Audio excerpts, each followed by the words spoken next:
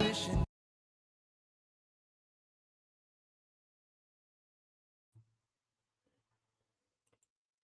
Hello and welcome back to the channel.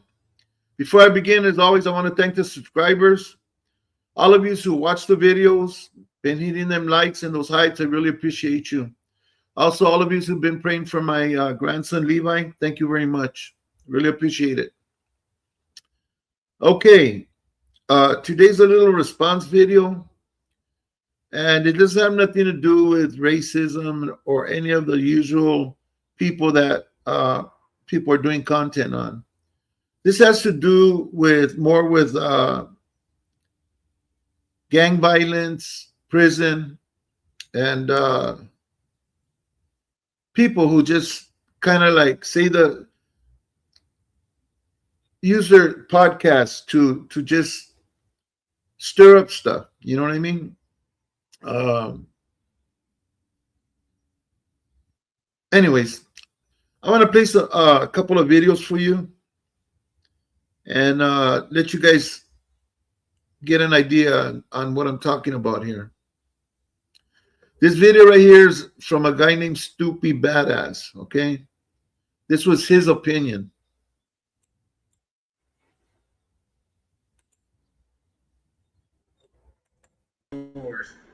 Than it is in the Hispanics, bro. The Hispanics are just more structured than blacks. You got the black card is cut up in like 50 million different cars of bum niggas.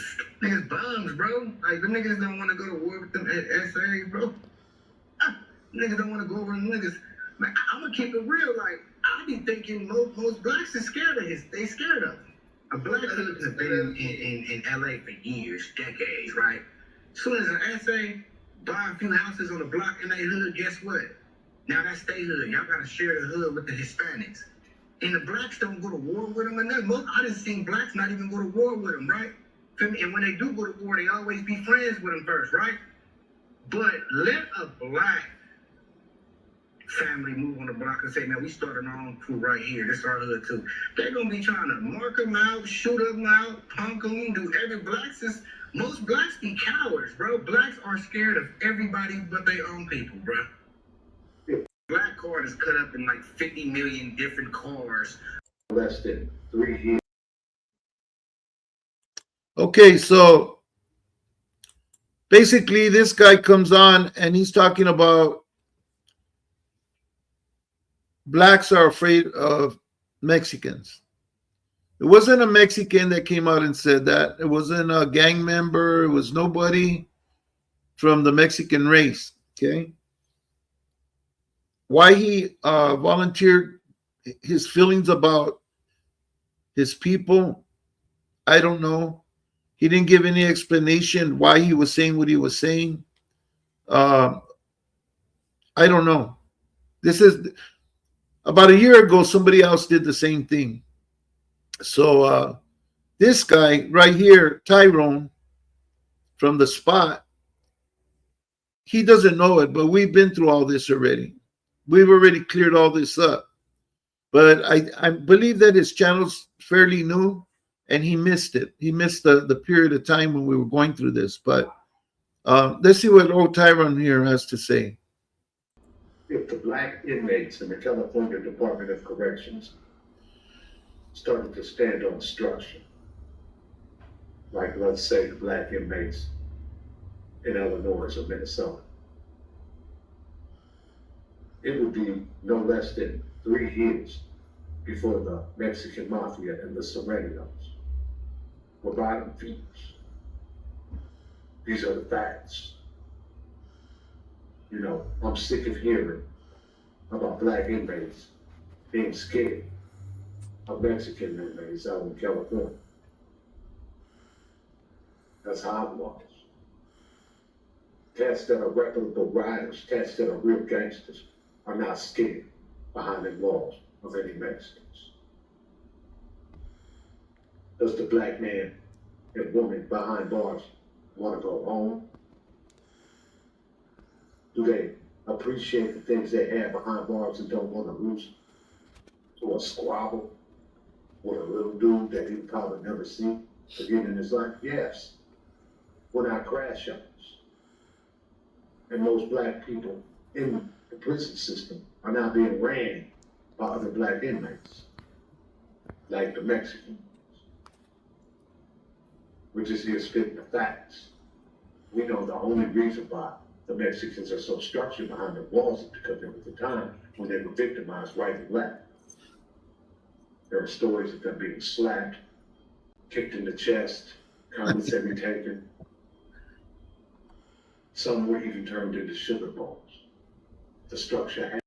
Okay, now he's going way out. This guy's not from Southern California. I don't know what prisons he's been to or where any of this was taking place. But yeah, here in Southern California, no, none of that was happening. I believe the blacks were exploiting the blacks. They were taking each other's store, okay, commissary. As far as taking the Mexicans, whenever they would, we'd go back and get it back. And sometimes it'd go up. Sometimes there was enough talking done where, you know, we left it alone, got old boy's stuff and took it back to our site. Never, from all the times that I've been in and out of jail and in prison, did I ever see a Mexican get taken advantage of, slapped around, or get treated that way. Not without there being some type of repercussion, okay? And you say that that's the reason why people decided to put some structure into the prison system and the way things are done. It had nothing to do with that. That had nothing to do with it. I'm not gonna get into the reasons why things got structured the way they did, but there was a whole different idea behind it. And even then, whenever there was anything, see, we didn't fight over commissary or getting slapped or getting kicked. We would always fight with the different races over one thing: disrespect. And that includes money, because if you don't pay what you owe, that's disrespecting somebody. You know, later on in your video, you were talking about, you know, the blacks would go into the visiting area. They'll take your wife. They'll do this. They'll do that. And that we'd all be bottom feeders. I don't know. I just don't know what prison you've been to or where you've done your time. But I could tell you this. The people who victimize your race and my race the most are our own race. So all the things that are going on, go on in your side of the prison, you guys do to each other. When one of our guys gets taken care of, regulated, call it what you want, we take care of it. Nobody slapping, nobody around. There's none of that going on. If it does happen, yeah, you better bet there's going to be knives coming out and everything, pokers, and yeah, it's going to be that way until people just learn that there's got to be some type of respect. Okay, so instead of like talking all this madness, maybe you could like throw a little bit of positivity into all of this and help unify your people. Stop these shenanigans with your people. Let us worry about ours. Because what you guys do don't affect us. It doesn't. And what we do actually don't affect you guys either. You guys are doing your own thing. So you have this man, Snoopy Badazz, come on here and give his opinion. That's his opinion. Who should you be attacking? Who should you be talking to? Who should you be addressing? him. You go you're addressing, let's just say, clubs and organizations that don't have nothing to do with what was said, don't have nothing to do with what you're talking about. Yeah, I think you're from Minnesota. I don't know if down wherever Minnesota is, or Kentucky, or Mississippi, or whatever, where anywhere where there's a large black population of inmates in prison. Yeah, I'm sure there's bullies in there and stuff. But if there's even a couple of us, that we get together and we do our thing, you know. So I don't know who was turned into, I don't know what you call them, sugar plums or whatever. But I think you guys have more problems doing that to each other than doing it to Mexicans. You know, I don't know. I'm just saying. That's what I see on social media. You know, that's what I hear on YouTube. You know, and it's a shame. Maybe someday all of that will stop. You know, your people will be more happier, and our people will be more happier too if some of the things that go on would change. But all we could do is wait and see. But you're barking up the wrong tree for sure. You know, um, I don't know what, I really don't know where you're getting your information from. Had to come. It was a matter of life and death. Why do you think the Serendios team up with the Aryan Brotherhood? Because it's a numbers game. They're dealing with brothers, man. Had nothing to do with numbers. Can you imagine what it was like for a Mexican inmate in the early 90s, in the 80s, in that prison system?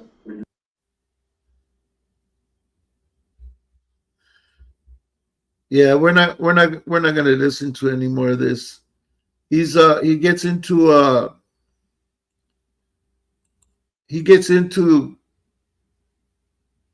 things that he most definitely shouldn't even be talking about. But this is just an example of somebody picking up something and running and twisting it around to shoot at people that don't have anything to do with it. It was his brother that made those comments, that said those things, that insulted his own people. Get at him. We know nobody's afraid. We're not afraid. You're not afraid. That fear, we're not thinking about what fear or anything. You know, you're off track. You know, so I don't know. I haven't been to jail or prison where I've seen anybody afraid, except for the few people that were afraid of their own people. You know, because they were either getting made into them sugar plums you're talking about, or getting treated bad, you know, getting rented out and every other kind of vile thing you could think of. But to each his own, you know. Yeah. But this subject right here, I really believe you're barking up the wrong tree. You know, that wasn't. I didn't hear anybody from the raza talking like that about your people. So I don't know why you're pointing it and using them as examples and talking about when, you know, it would take this long for them to be bottom feeders. And man, that's some, you really got some deep rooted hate, you know. But it's all good, you know. People have different reasons to feel the way they feel, you know. I just wanted to correct some of the things that you were talking about, because they just, I don't know where that energy is coming from, that low frequency, you know. And anyways, Snoopy Badazz, that's the name of the guy. Okay, you see it right there in his video. It's right on top. You know, there's no shame in his game. He put it out there. It was his opinion, you know. I don't know what to say. Anyway, this is my video for today, people. Thank you for watching.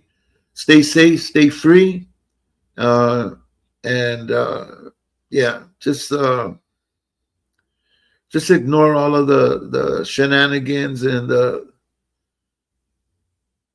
bull, all of the BS that's going on, you know, because it's not even worth talking about. God bless you. God bless your families. Stay safe. Stay out from behind them walls, behind those bars. Let's be out here where it's free, beautiful world to enjoy, and let's be here for our families when they need us. That being said, I hope to see you on the next one. Thank you very much.